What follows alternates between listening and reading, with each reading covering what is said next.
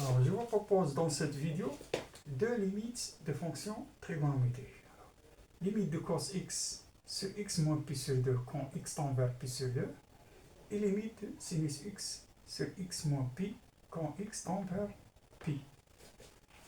Alors, on commence par la première limite.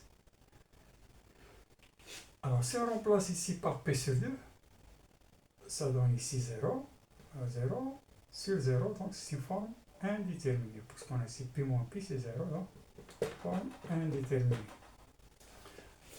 Alors, pour lever l'indétermination, alors on va appliquer ici la définition des nombres dérivés. Cos x sur x moins pi sur 2 égale à cos x moins cos pi sur 2 sur x moins pi sur 2. Alors, cos pi sur 2 égale à 0.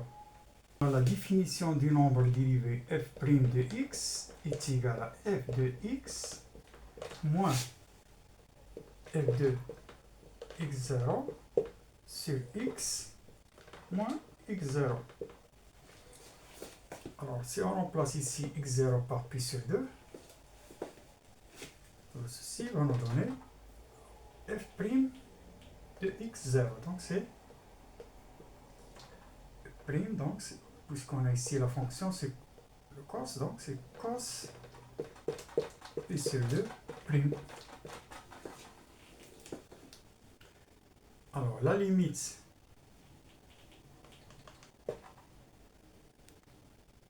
de cos x sur x moins pi sur 2 lorsque x tend vers pi sur 2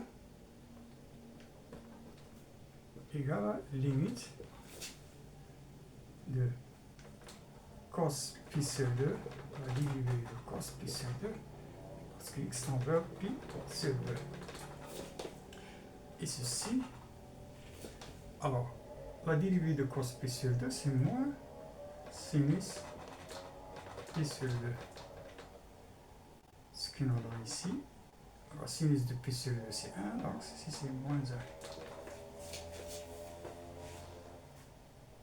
Alors, on passe à la deuxième limite.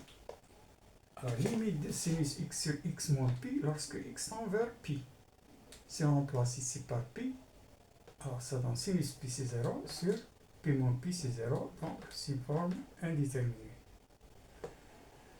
Alors, pour lever l'indétermination, on va faire un changement de variable. Donc, on pose x moins pi égale à grand X. Alors, ceci équivalent à petit x égale à grand X plus pi. Alors, quand x tend vers pi, x tend vers petit x tend vers pi. Donc, grand X tend vers pi moins pi, c'est 0. On place dans la limite, donc ça donne limite de sinus. Alors, x est égal à petit x égale à grand X plus pi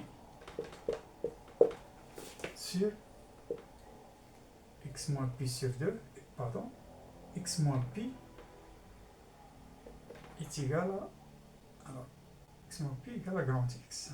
Voilà. Lorsque grand X tend vers 0. Alors, on a le cercle trigonométrique. C'est 0, pi sur 2, et pi. C'est moins pi sur 2.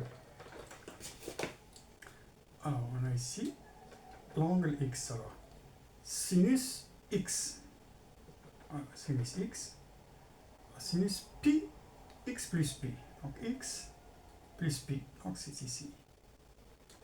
Ici, c'est x, grand X plus pi.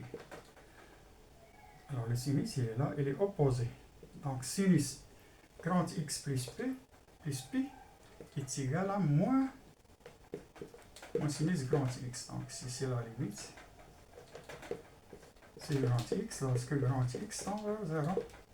Ce que nous donne ici, alors sinus grand X sur x lorsque x tend vers 0, c'est une limite fondamentale, est égale à 1, donc c'est moins 1.